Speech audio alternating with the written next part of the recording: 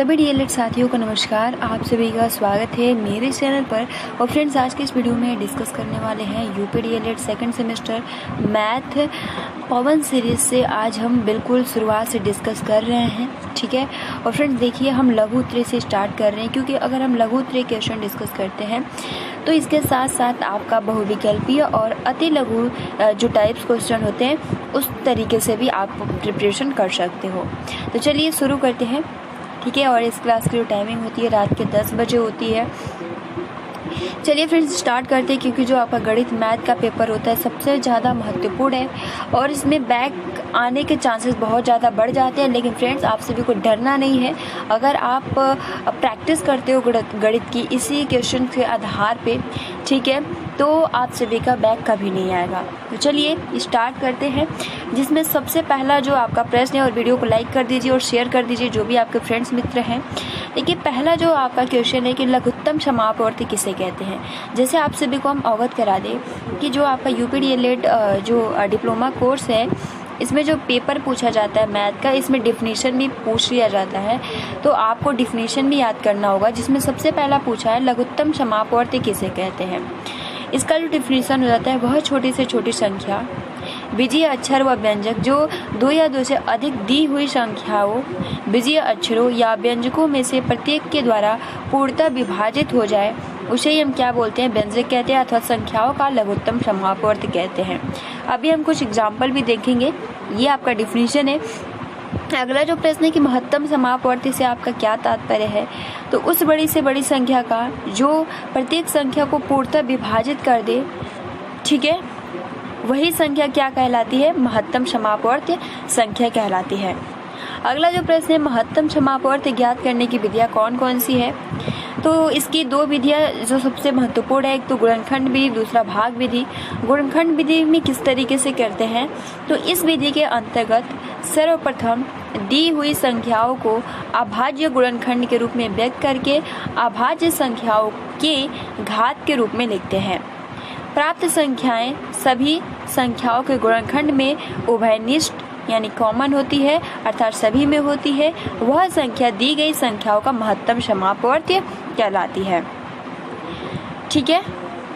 अगर आप चाहते हो कि मैं एग्जाम्पल के थ्रू बताऊं, तो चलिए एग्जाम्पल के थ्रू अगर मैं बताऊं कि यहाँ पे गुणनखंड विधि द्वारा क्वेश्चन नंबर पहला है कि 12, ठीक है, सिंपल है, 12, 36 और यहाँ पे 48 का लघुत्तम महत्तम समापवर्ती क्या है।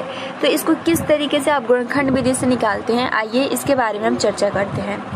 तो फ्रेंड्स देखिए, 12 और 36 का अगर आप सभी को महत्तम निकालना है तो सबसे पहले तो आप 12 का गुणनखंड करेंगे।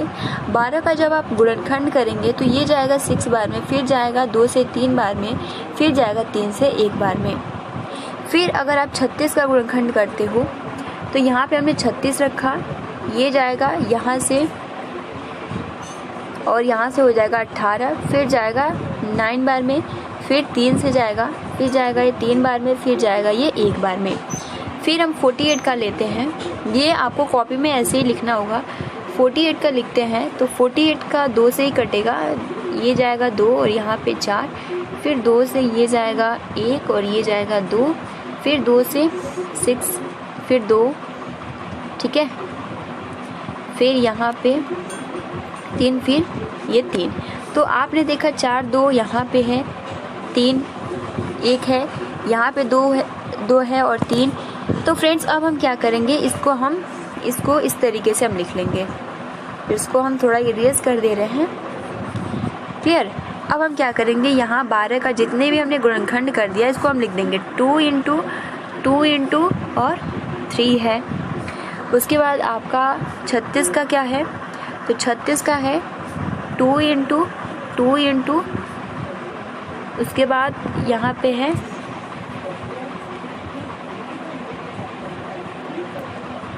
3 इंटू 3।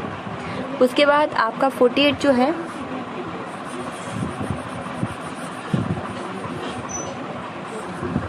यहाँ पे 48 जो है वो है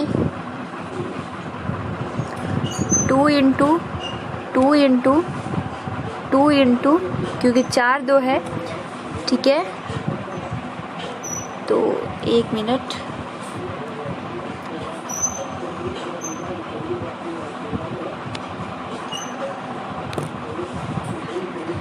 ठीक है। तो यहाँ पे हम लिखेंगे 2 इंटू और 4 2 हो गया और यहाँ पे 3 1 हो गया, ठीक है। अब हम इसमें सबसे छोटी घात देखेंगे। सबसे छोटी घात 2 है, यहाँ पे 2 है, यहाँ भी 2 है और यहाँ 4 2 है। तो हम क्या करेंगे, यहाँ पे लिखेंगे 2 इंटू 2। उसके बाद बड़ी घात देखेंगे। सबसे बड़ी कौन है, तो सबसे छोटी घात देखेंगे। यहाँ पे 3 2 है, यहाँ पर 1 है, यहाँ पर भी 1 है, तो हम यहाँ पे लिखेंगे 3, क्योंकि हम कॉमन फैक्टर भी देखते हैं।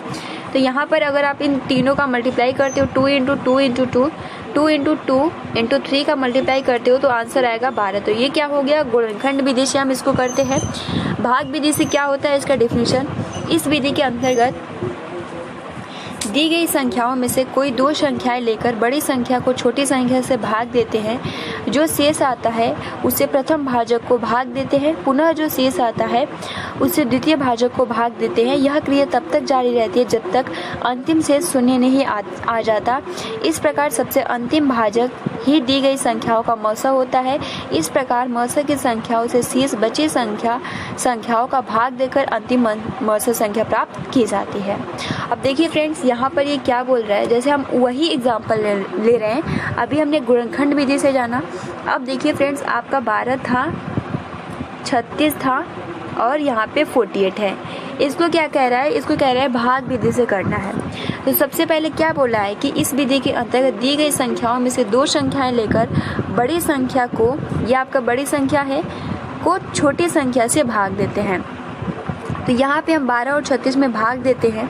12 से ये जाएगा कितनी बार में, तो 12 से ही जाएगा आपका 3 बार में। तो ये 12 थिया 36 कट गया, कितना बार में गया, 3 बार में। तो फिर 12 से कट गया, फिर हम यहाँ पे जब ये कट गया तो फिर हम 12 से 48 को ही काटेंगे, क्योंकि आपका जो नियम कह रहा है उसे द्वितीय भाग जब तक काटते रहेंगे जब तक शेषफल शून्य नहीं आ जाता।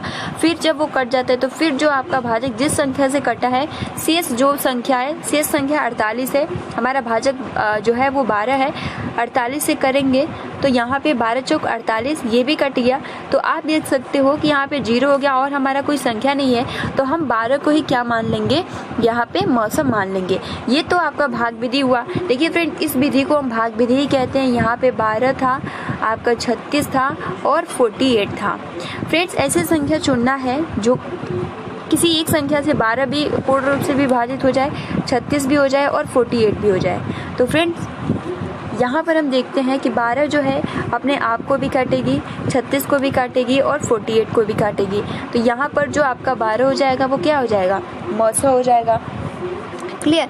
अब देखिए फ्रेंड्स, ये क्वेश्चन आप सभी को बहुत ही आसानी के साथ, क्योंकि इस टॉपिक ये आपके सिलेबस में है, सो इसलिए हमने इस टॉपिक पे थोड़ा विस्तार से बता दिया। अब देखिए फ्रेंड्स, अगला जो क्वेश्चन है कि लघुत्तम समापवर्त ज्ञात करने की विधियाँ कौन कौन सी है। जिस तरीके से हमने मौसा देखा, गुणनखंड विधि, भाग विधि, इसमें भी सेम प्रोसेस यही होता है। गुणनखंड विधि में क्या होता है, अगर आपको लसा निकालना होता है, जो मैंने प्रोसेस आप सभी को बताया, तो उसमें तो हमने जो छोटी घात होती है और सभी में उभयनिष्ठ यानी कॉमन होना चाहिए, लेकिन लघुत्तम समापवर्त निकालते समय क्या ध्यान रखना है।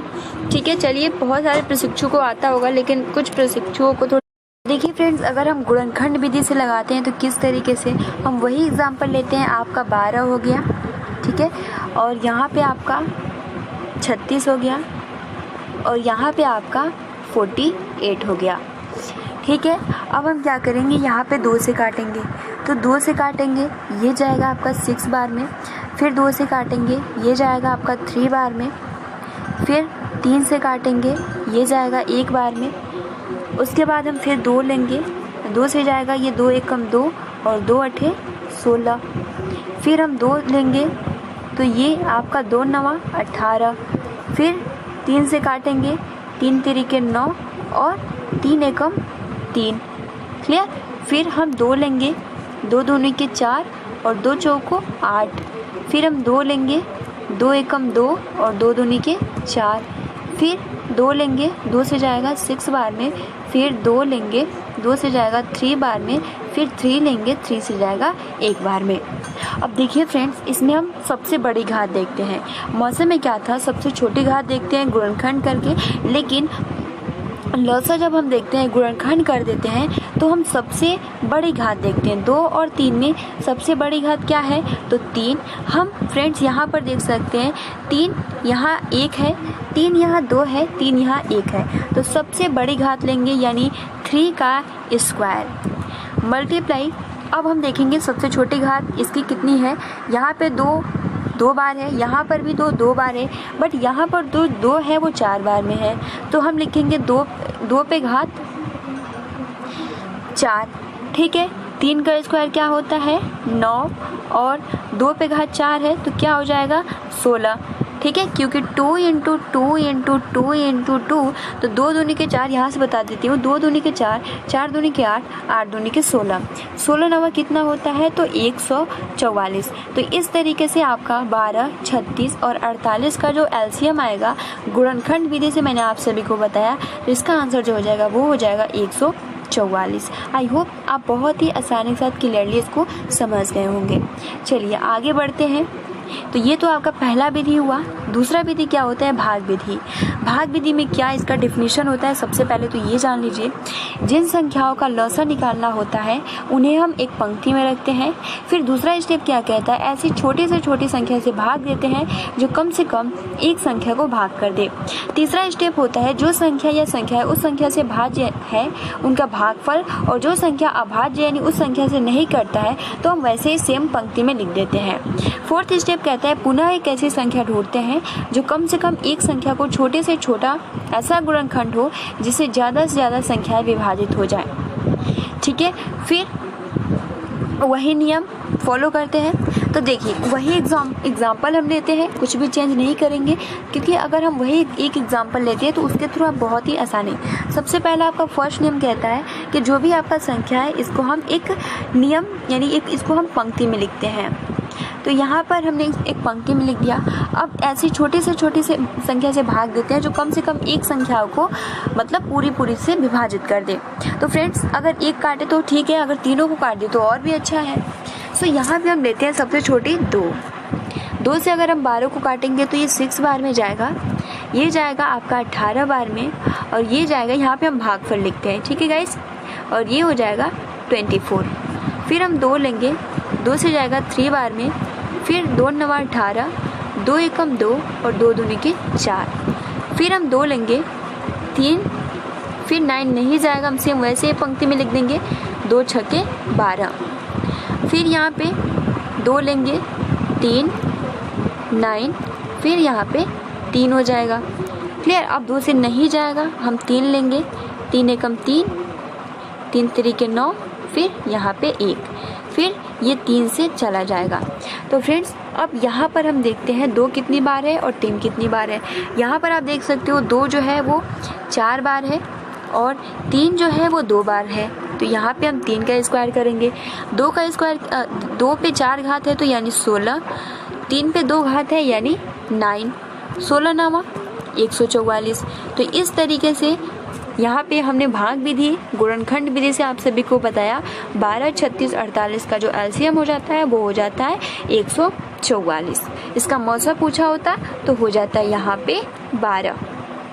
आई होप आप बहुत ही क्लियरली इसको समझ गए होंगे। और एलसीएम और एचसीएफ गुणनखंड विधि से पूछे या भाग विधि से आप बहुत ही, क्योंकि इस टॉपिक से तो आप सभी के एग्जाम में क्वेश्चन पूछना ही पूछना है। सो आई होप बहुत ही क्लियरली आप सभी को समझ में आ गया होगा। चलिए अगला जो आपका प्रश्न है कि वह छोटी से छोटी संख्या ज्ञात कीजिए जिसमें 7 घटाने पर वह 12, 16, 18 एवं 21 से विभाजित हो जाए।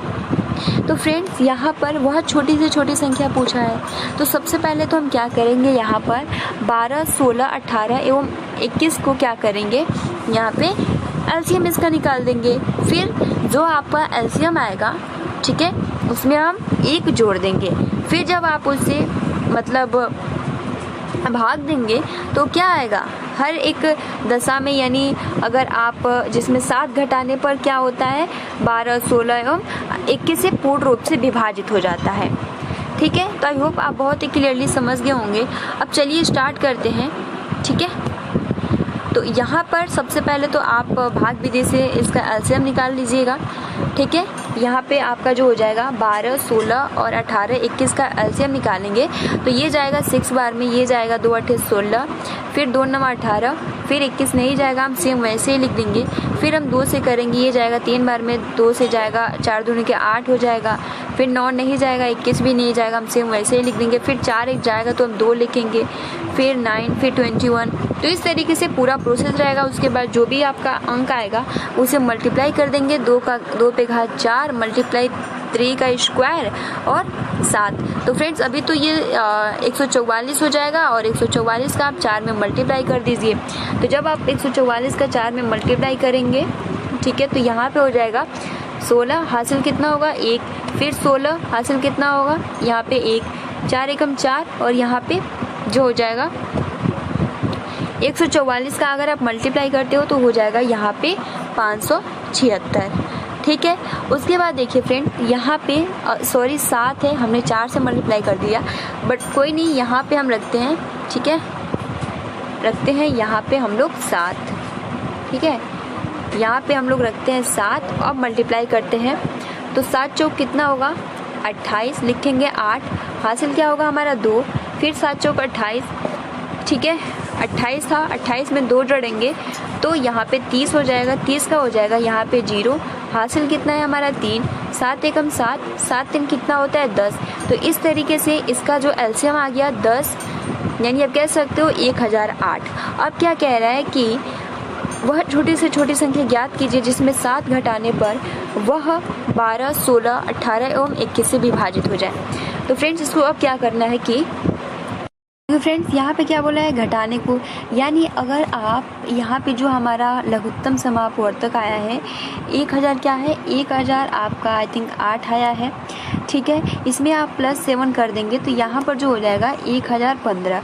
जब आप इसका डिवाइड करेंगे 12 से तो यहाँ पे अगर आप चलिए इसका हम लोग डिवाइड भी कर देते हैं। ठीक है, हाँ 1015 ही आया है। सो अब हम इसको 12 से डिवाइड करते हैं। 1015 12 से डिवाइड करेंगे तो देखिएगा जो 7 है वो हर एक संख्या से 7 ही आएगा। ठीक है, यानी आप 16 से डिवाइड करेंगे 18 से तो देखिए यहाँ पे हम सबसे पहले 101 है तो हम यहाँ पे क्या करेंगे 12 जो आपका 12 अट्ठे होता है क्या 96। ठीक है, तो 12 अट्ठे हम 96 यहाँ पे लिखेंगे, यहाँ पे भागफल और 11 में से 6 जाएगा तो वो हो जाएगा यहाँ पे 5 और यहाँ पे 9 से 9 कट जाएगा, फिर 55, फिर 12 चौक 48 हो जाएगा और ये हो जाएगा 4, 15 में से 8 जाएगा तो हो जाएगा 7, 7 से यहाँ पे क्योंकि 15 में से 8 जाएगा 7 और 4 से 4 कट जाएगा। इस तरीके से आप देखते हो 7 आ गया। उसी प्रकार से आप 16 करते हैं तो उसी प्रकार से सेम प्रोसेस आएगा। तो इस तरीके से भी क्वेश्चन पूछे जाते हैं जिसको आप आसानी से सॉल्व कर सकते हो। देखिए अगला जो क्वेश्चन है कि 156, 221, 364 का महत्तम समापवर्त क्या होगा। तो इसको फ्रेंड सॉल्व करने के लिए सिंपल भाग विधि से आप करो या फिर गुणनखंड विधि से या फिर आपको जो अच्छा लगे आप इसको बहुत ही ईजिली तरीके से कर सकते हो। यहाँ पर आप देख सकते हो 156 यानी 221 156 का अगर 2 में मल्टीप्लाई करते हो तो 2 से 21 से ज़्यादा हो जाएगा, इसलिए हम इसको एक मर्थ में ले जाएंगे। फिर 221 में से 156 को जब हम घटाते हैं तो 65 आएगा। फिर हम 65 जो है इस भाजक से भाग देते हैं 156 से। ठीक है, यानी 156 में 65 से भाग देते हैं तो यहाँ पे 65 दूनी 130, 65 में 3 का मल्टीप्लाई करेंगे तो 156 से ज़्यादा हो जाएगा, इसलिए हम 2 में मल्टीप्लाई किए हैं। ठीक है, फिर 156 में 30 को घटाएंगे तो 26 हो जाएगा, 26। फिर आपका भाजक लिखेंगे, जब तक हम भाजक, क्योंकि हमारा जो नियम था जब तक 0 नहीं आ जाता, जब तक कट नहीं जाता तब तक हम उसको भाग देते ही रहेंगे।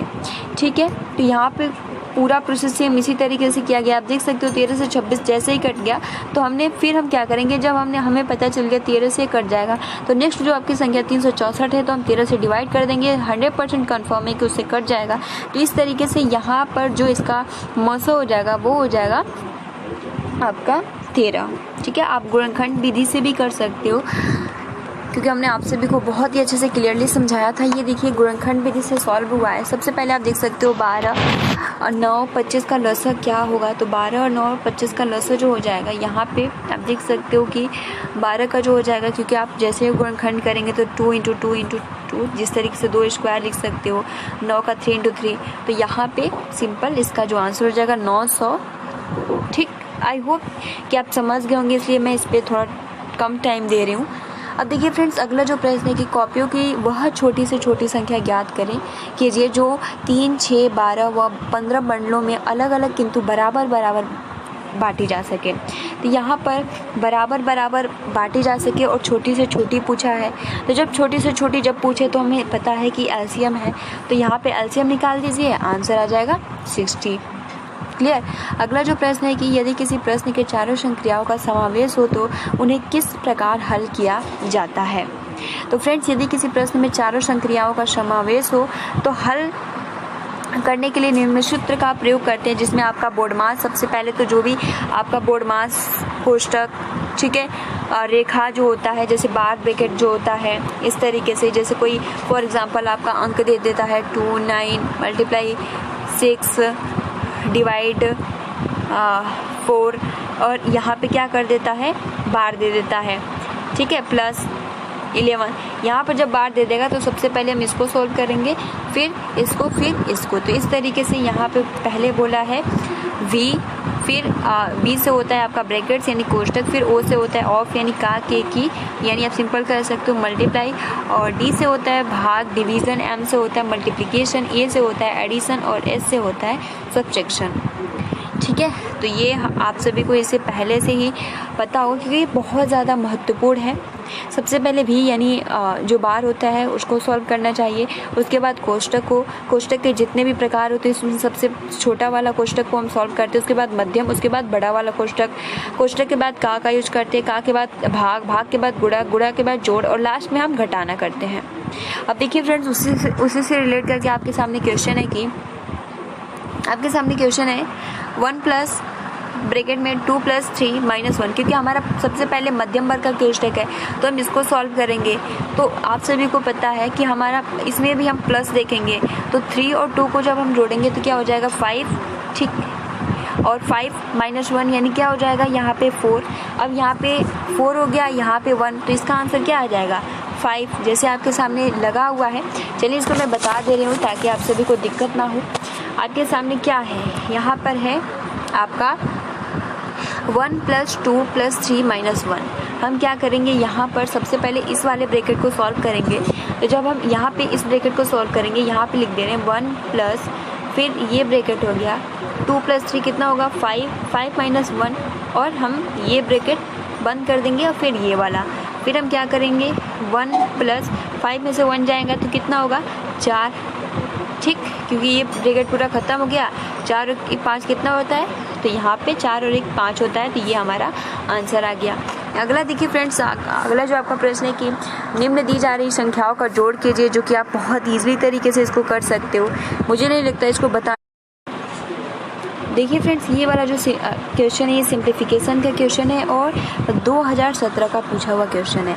तो आपके सामने ये क्वेश्चन शो हो रहा है, ठीक है, 80 माइनस बड़ा वाला ब्रैकेट है 56 माइनस मध्यम वर्ग का कोष्टक है 7 × 8 प्लस छोटा वाला कोष्टक है 13 - 2 × 5, छोटा वाला कोष्टक क्लोज, मध्यम वर्ग का कोष्टक क्लोज एंड बड़ा वाला कोष्टक क्लोज। तो सबसे पहले आप सभी को पता है कि छोटा वाला कोष्टक को हम सॉल्व करेंगे। तो जब आप इसको सॉल्व करते हैं तो यहाँ पे 13 - 2 × 5 है, तो क्या करेंगे, सबसे पहले तो आप सभी को पता है मल्टीप्लाई करेंगे, तो 5 दूनी के 10 हो जाएगा और यहाँ पे -13 हो जाएगा, ठीक है। तो जब आप इसको घटाएंगे तो 3 आ जाएगा। तो यहाँ पर आप देख सकते हो यहाँ पे 3 आया है। 7 × 8, क्योंकि हमारा ये ब्रैकेट टूट गया तो क्या बचा हमारा यहाँ पे 3 बचा, ठीक है। आप यहाँ पर सिंपल लिख सकते हो इस तरीके से, इसको यहाँ पर आप लिखेंगे 3, ठीक है। आप इसको भूल जाइए, हमने इसको सॉल्व कर दिया और हमारे सामने अब ये ब्रैकेट लग गया। अब देखिए फ्रेंड्स, अब क्या करना है, इसी ब्रैकेट को सॉल्व करना है। तो सबसे पहले तो हम मल्टीप्लाई करेंगे इसमें भी, तो 7 और 8 में मल्टीप्लाई करेंगे तो 56 हो जाएगा और 56 में 3 को ऐड करेंगे तो कितना हो जाएगा, 56 में 3 को ऐड करेंगे तो 59 हो जाएगा। तो अब हम यहाँ पे क्या लिख देंगे, ठीक है, इसको आप अब भूल जाइए और हमारा जो हो जाएगा 56 माइनस 59। अब क्या करेंगे, यहाँ पे 56 में से 59 को घटा देंगे। तो 56 में से 59 को जब आप घटाएंगे तो क्या होगा, यहाँ पे हो जाएगा -3। ठीक है, -3 हो जाएगा। अब 8 तरीके 24 होता है, यहाँ पे आप 24 लिखिए और एक 0 लिख दीजिए क्योंकि माइनस है, तो इस तरीके से -240 आ गया। तो आप सभी को अगर सिंप्लीफिकेशन का क्वेश्चन अगर आप बोर्ड मार्क्स नियम पता होगा तो बहुत ईजिली तरीके से सॉल्व कर सकेंगे। सबसे पहले तो हम इसको सॉल्व करेंगे, फिर इसको, फिर हम यहाँ पर आएंगे, ठीक है। तो इसका जो आंसर हो जाएगा -240। अब देखिए फ्रेंड्स, वही सेम सिंप्लीफिकेशन का क्वेश्चन है, मैं आप सभी को बता दे रही हूँ किसको सबसे पहले सॉल्व करना है, क्योंकि ये भी ब्रैकेट में है, ये भी ब्रैकेट में है, ठीक है, ये भी ब्रैकेट में है, क्योंकि ये ब्रैकेट में इस वाले ब्रैकेट में है, तो आप इसको सॉल्व कर सकते हो। तो यहाँ पर आप देख सकते हो कि यहाँ पे 3 - 5 है, ठीक है, 3 - 5 है, और यहाँ पे तो सबसे पहले आप क्या करेंगे, 5 में से 2 जाएगा तो क्या बचेगा, यहाँ पे 2। तो अब यहाँ पे आप देखेंगे माइनस और माइनस क्या हो जाएगा, प्लस, तो यहाँ पे हो जाएगा 2 + 2, ठीक है, इस तरीके से हो जाएगा। तो यहाँ पर जैसे यहाँ पर जो चित्र लगा है इसके थ्रू आप बहुत आसानी से समझ सकते हैं। जैसे यहाँ पे देख सकते हो 2 + 2, क्योंकि यहाँ पे माइनस है और यहाँ पे माइनस, 5 में से 3 तो हम घटाएंगे 2 आएगा, लेकिन जब इस ब्रैकेट को हम तोड़ेंगे तो यहाँ पे माइनस है, यहाँ पे माइनस है, तो प्लस हो जाएगा, तो 2 + 2 हो जाएगा, ठीक है। फिर अगर हम इसकी बात करें, ठीक है, तो 2 और 2 कितना होता है, 4, ठीक है, और जब 2 और 2 4 होता है, और यहाँ पे हो जाएगा -4, देखिए यहाँ पे लगा हुआ है, तो -4 देख सकते हो, यहाँ पे -4 हो जाएगा। फिर हम क्या करेंगे, यहाँ पर इसका मल्टीप्लाई करेंगे, तो -5 और -4 में अगर आप मल्टीप्लाई करेंगे, क्योंकि -5 और -4 में जब आप मल्टीप्लाई करेंगे, माइनस माइनस का सबसे पहले करेंगे तो प्लस हो जाएगा, और 5 का मल्टीप्लाई करेंगे तो 20 और -4। इतना क्लियर हुआ। 20 में से 4 को घटा दीजिए, 16 हो जाएगा। अब यहाँ पे देखते हैं, तो यहाँ पर अगर आप देखेंगे कि 6/2 है, -6 है, तो हम अब इस 16 को छोड़ देंगे क्योंकि इसमें कोई भी ब्रैकेट नहीं है। अब देखिए फ्रेंड्स, यहाँ पे -6/2, तो जब आप 2 में 6 का भाग देंगे तो क्या आ जाएगा, -3। अब यहाँ पे जब आप ब्रैकेट हटाएंगे तो यहाँ पे -12 + -3, और यहाँ पे आप सभी को पता है -16 है, ठीक है। तो यहाँ पे 12 और 3 को हम जोड़ लेंगे, क्योंकि माइनस माइनस है तो जोड़ेंगे तो प्लस हो जाएगा। तो 12 और 3 कितना हो जाएगा, 15, क्योंकि हम 12 के सामने माइनस का चिन्ह लगा है। 12 और 3 में सबसे बड़ा कौन है, माइनस, तो इसलिए हम यहाँ पे लिखेंगे माइनस, और 12 और 3 को जोड़ा तो हमारा 15 आ गया। -16 है तो हम यहाँ पे 16 लिख देंगे। -16, -15 और -16, जब इसको आप घटाएंगे तो क्या आ जाएगा, क्योंकि घटा नहीं सकते, क्यों, क्योंकि यहाँ भी माइनस, यहाँ भी माइनस, तो प्लस हो जाएगा। तो 15 और 16 31 हो जाएगा। और माइनस का चिन्ह हम क्यों लगाएंगे, क्योंकि 16 जो है, 15 और 16 में सबसे बड़ा संख्या कौन है, 16 है। 16 के सामने कौन सा चिन्ह लगा है, माइनस, तो इसलिए यहाँ पर -31। तो बहुत सिंपल है, इसको आप बहुत ईजिली तरीके से कर सकते हो, ठीक है। और देखिए फ्रेंड्स, अगला जो आपका क्वेश्चन है कि यहाँ पर भी इसको आप सिंप्लीफिकेशन का ही क्वेश्चन है, जो 2019 का पूछा हुआ प्रश्न है, ठीक है।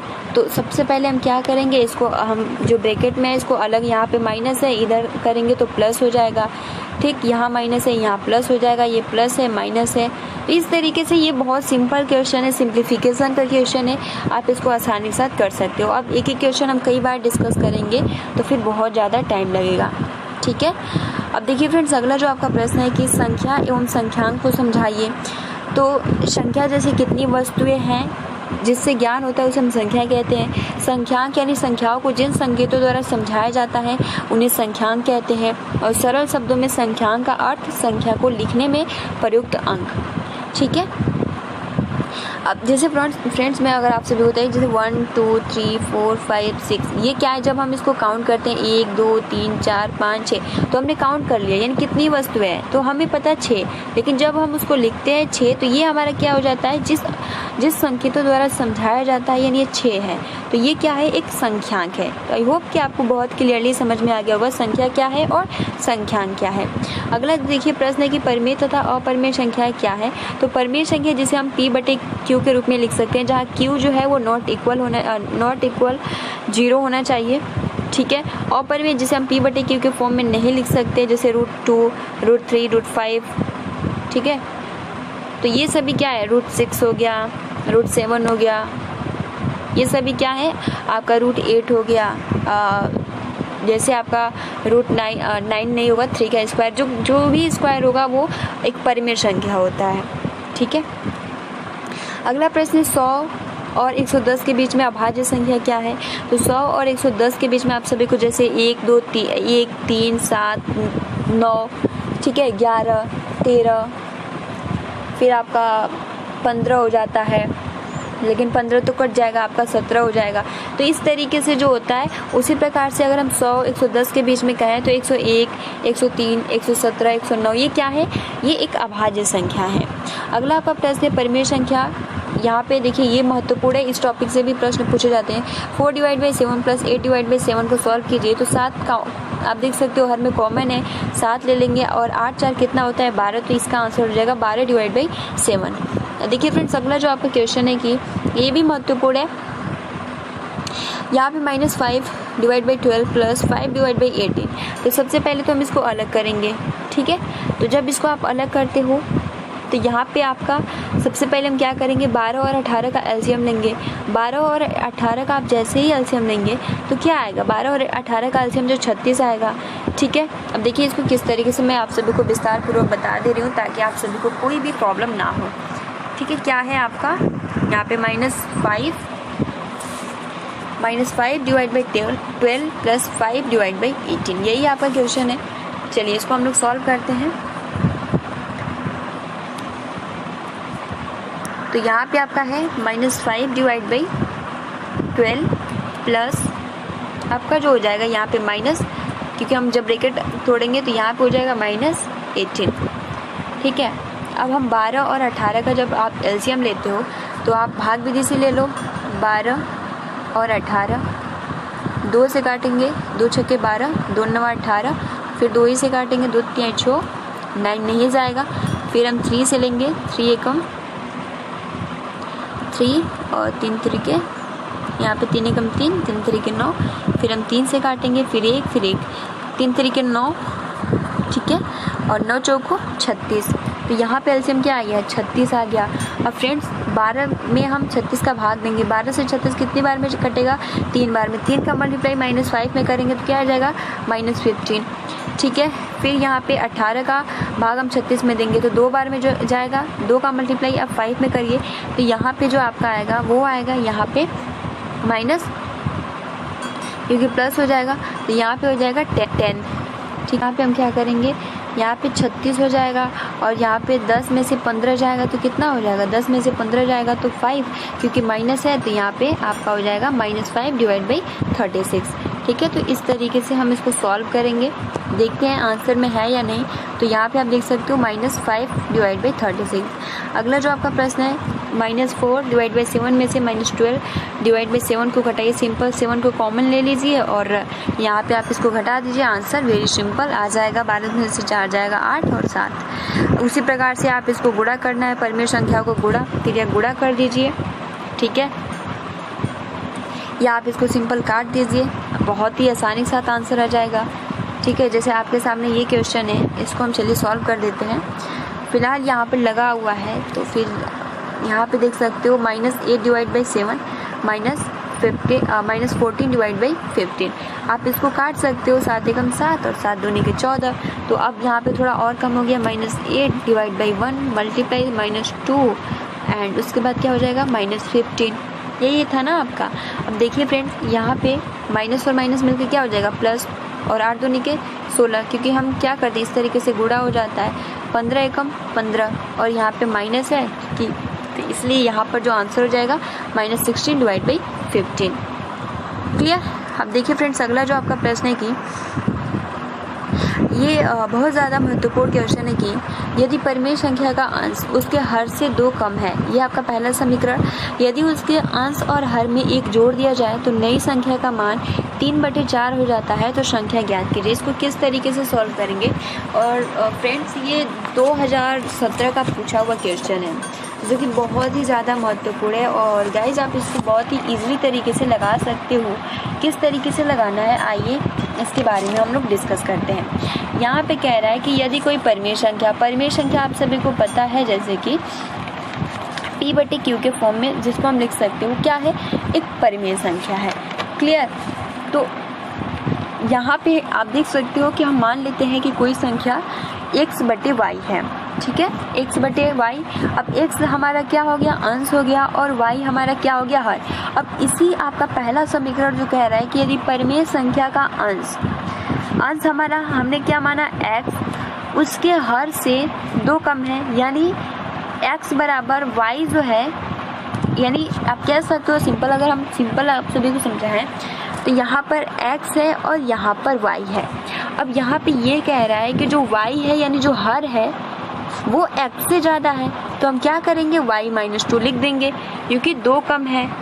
तो जब जैसे ही हम 2 घटाएंगे y में से, x बराबर सिंपल, जैसे आपको x याद करना है तो y - 2, तभी तो हमें पता लगेगा कि x का मान कितना है। तो यहाँ पे सबसे पहला हमने क्या माना, हमने माना कि कोई यदि एक परिमेय संख्या हमने माना x बटे y, हमारा जो अंश है वो x है और हमारा हर जो है y है, क्योंकि हर से क्या है, जो x है वो 2 कम है, अंश कम है। तो हम इस तरीके से x बराबर y - 2, ये हमारा पहला समीकरण हो गया। ये बहुत ज़्यादा महत्वपूर्ण है, आई होप इसको आप समझ गए होंगे। अब हम क्या करेंगे, नेक्स्ट पेज पे बढ़ते हैं, ठीक है। दूसरा स्टेप देखिए क्या कह रहा है, यदि उसके अंश और हर में 1 जोड़ दिया जाए, तो अंश और हर में 1 जोड़ दिया जाए, जैसे हमारा अंश x है और y हमारा हर है, तो x + 1 और y + 1 हम कर देंगे। तो यहाँ पे कह रहा है, देखिए अगर जोड़ दिया जाए तो 3/4 हो जाता है, तो वो संख्या ज्ञात कीजिए। तो फ्रेंड्स यहाँ पर आप देख सकते हो अंश और हर में 1 जोड़ने पर 3/4 हो जाता है। तो x हमारा मतलब अंश x है और y हर है, तो x + 1, क्योंकि उसने खुद बोला है तो x + 1 और y + 1 जब हम जोड़ते हैं तो वो कहता है कि 3/4 हो जाता है। तो इसमें समीकरण 1 में x का मान रखने पे, x का मान हमारा क्या था, x बराबर y - 2 हमारा समीकरण फर्स्ट था, ठीक है। तो देख सकते हो यहाँ पे वही सेम रखा है, क्लियर। यहाँ पे x का मान रखा है, तो जब x का मान रखा है यहाँ पे फर्स्ट वाले में, तो y - 2 + 1, क्लियर। अब यहाँ पे देखिए, यहाँ पे जो y - 2 है ये x का मान है, आई होप कि आप समझ रहे होंगे। और इसके बाद +1 और y + 1 बराबर 3/4। अब देखिए इसको हम घटाएंगे तो -2 + 1, जब इसको हम घटाएंगे तो क्या हो जाएगा, 1 हो जाएगा। तो इस तरीके से y - 1 और y + 1 बराबर क्या हो जाएगा, 3/4। अब इसको आप सिंपल गुणा कर दीजिए इस तरीके से। तो यहाँ पे जब आप गुणा करेंगे इस तरीके से, तिर्यक हम गुणा कर देते हैं, क्रॉस गुणा, तो 4y माइनस हो जाएगा, 4y - 4। और जब इस तरीके से 3y, जैसे यहाँ पे 3 है, ठीक है, और y + 1 में जब आप मल्टीप्लाई करेंगे, देखिए मैं शॉर्टली में समझा रही हूँ ताकि, और 4y - 1, क्योंकि तिर्यक गुणा करना है, तो 3y में आप करेंगे तो 3y प्लस यहाँ पे 1 हो जाएगा 3, ठीक है, और फिर 4y हो जाएगा और यहाँ पे -4 हो जाएगा। तो उसी प्रकार से यहाँ लिखा गया है, ठीक है। यहाँ आप देख सकते हो 4y - 4 बराबर 3y + 3। अब सिंपल हम क्या करेंगे, इधर जो अचर है हम इधर करेंगे, जो चर है इधर करेंगे। 4y - 3 बराबर 4 + 3, तो y का मान हमारा 4y में से 3 जाएगा, तो क्या हो जाएगा, y 1 लिखे या y लिखे कोई दिक्कत नहीं, और 4 में 3 जोड़ेंगे तो क्या हो जाएगा, y का मान 7 हो जाएगा। जब हमें y का मान पता चल गया तो हम बहुत इजीली तरीके से हम लगा सकते हैं कि y का मान समीकरण 1 में रखने पर, जिस तरीके से x का मान एक हमारा समीकरण क्या था, y - 2, तो हम यहाँ पे लिखेंगे क्योंकि हमें y का मान पता चल गया। तो कह रहा है समीकरण 1, तो y का मान क्या है, 7 - 2। तो जैसे ही आप 7 - 2 तो 5।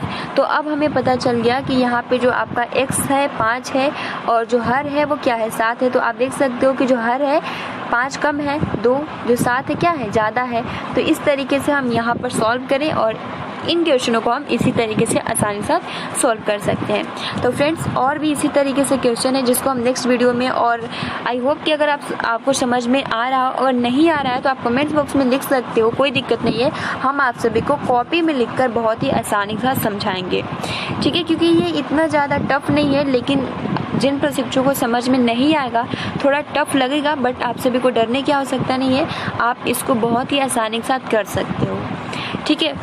तो फ्रेंड्स आज के लिए इतना ही।